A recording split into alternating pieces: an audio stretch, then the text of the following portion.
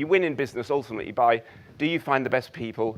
Do you keep them engaged for longer? And do they work harder for you? That's actually the algorithm of how you be successful in business. And I can't tell you how much that we benefited on the human side of Innocent, that people felt that the harder they worked, the better they were doing for the planet. Because literally for every bottle that sells, it's a little bit more money going to charity. So I just got smarter people working harder for longer.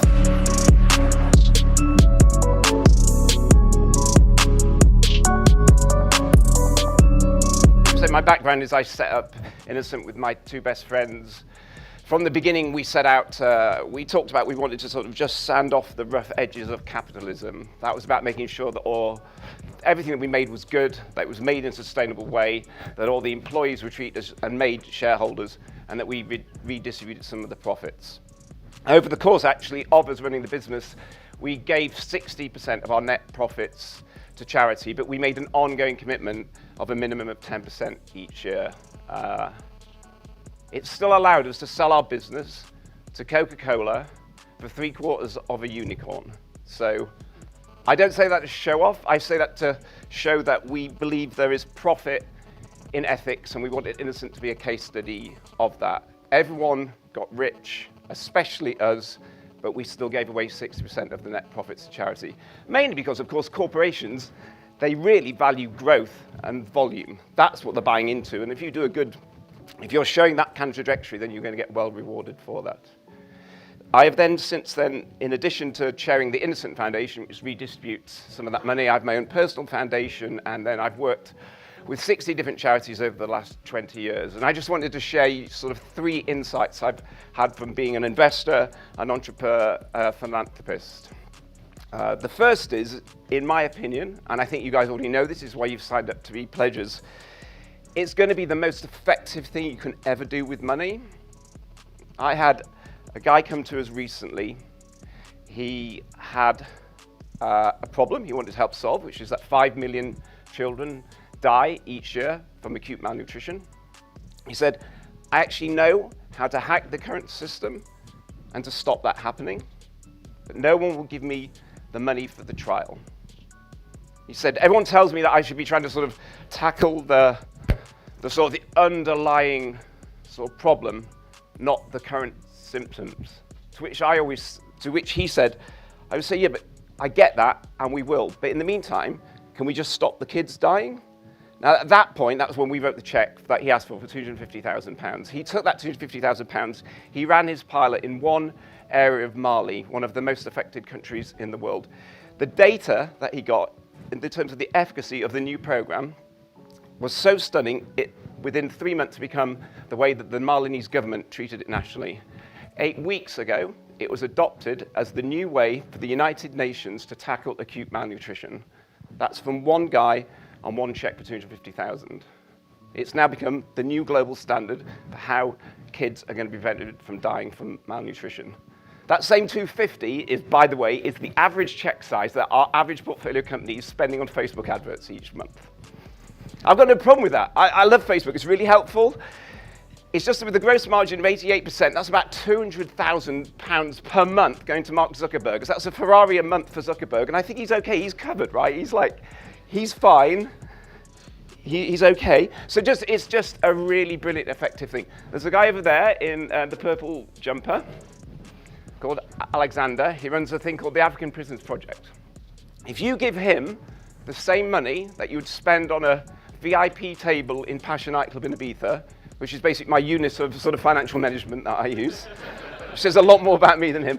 But for the same amount of money I would spend on one table and one night in one nightclub, he will find someone on death row in an African prison on trumped up charges because they didn't understand because they couldn't read, teach them English, remotely over time, tutor them and get them so they become a qualified lawyer for the University of London, that they then represent themselves, prove that they're innocent, get their release, and then, as a lawyer, get 50 more people released from death row. That is literally what he does as a day job for £5,000. Now tell me that is not a good use of that money. So it's massively, powerfully, excitingly effective. The second thing that I found it's just made my life so much more interesting, right? I have gone into rebel-controlled areas of the DRC to meet the people that are fighting the guerrillas who are trying to kill the guerrillas, as in the David Attenborough guerrillas. I have actually, again through Alexander, I've spent time with 150 HIV-positive death row inmates in a maximum security Ugandan prison without a guard present, and realized I was amongst some of the most eloquent, charming, resourceful, resilient human beings I've ever had the pleasure to meet. I've traveled, and this is me now massively name-dropping, but I am a guy from Yorkshire that made it, and there's not many of us, and so I do delighted. So I've spent 5 days traveling around Africa with President Clinton on his plane. It's pretty cool. So giving, no one benefits more than the giver. I've got no problem with that. I love it. I'll take whatever's going, but it's so, so interesting. So I'm just so excited you guys are starting on that journey, and David and his team are going to find you the most sort of life-enhancing experiences you could possibly imagine. And then the third benefit is it just makes your business better. It made it better in every possible way. I don't want to sound negative, but I've been in the room with a lot of rich people, and there's this phrase I keep hearing, oh, charity's broken, charity's broken. And I just want to say, and I mean this in a sort of polite sense, bullshit is charity broken. Charity is the only thing that keeps the show on the road for us as the human species. I think that phrase, charity is broken, is a phrase that rich people use to justify to themselves and them not giving some money away. Charity is the most exciting, the most effective coalition of human beings you will find. I did a week with Greenpeace in the Amazon. Now, if you put it into context, Innocent, it takes 450 people at Innocent to make some orange juice and put it into a bottle and get it to the shops. The Greenpeace team in the Amazon are 11 people, and they are fighting and protecting an area the size of the Amazon rainforest against the second most bloody and violent and corrupt industry in the world, which is the legal logging industry. The guys I met had a 10,000 bounty on their head. They drove around in armored cars. I could see the bullet holes where they'd been tried to be taken out.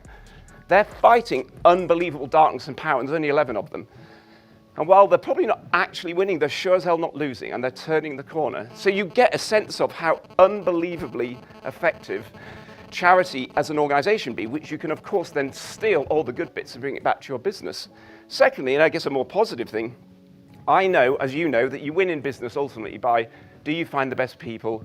Do you keep them engaged for longer? And do they work harder for you? That's actually the algorithm of how you be successful in business. And I can't tell you how much that we benefited on the human side of Innocent, that people felt that the harder they worked, the better they were doing for the planet. Because literally for every bottle that sells, it's a little bit more money going to charity. So I just got smarter people working harder for longer. And that really was the success of Innocent. And so for me, that's my pitch. You know, and I apologize.